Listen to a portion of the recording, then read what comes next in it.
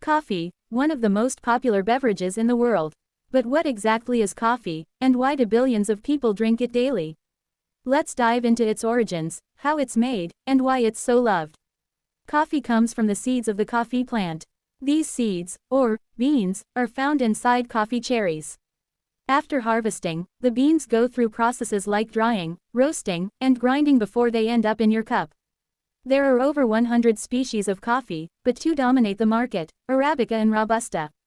Arabica is smoother and more flavorful, while Robusta is stronger and has more caffeine. The journey from bean to cup involves several steps.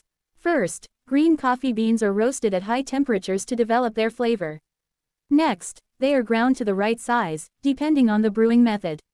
Common brewing methods include espresso, strong and concentrated; French press, rich and full-bodied; drip coffee, smooth and balanced; cold brew, less acidic and naturally sweet. Coffee isn't just a drink, it's a culture. People enjoy it for its taste, aroma, and, of course, caffeine, which helps boost energy and focus. Beyond that, coffee plays a huge role in social life. From cafes to business meetings to morning routines, it's a global ritual.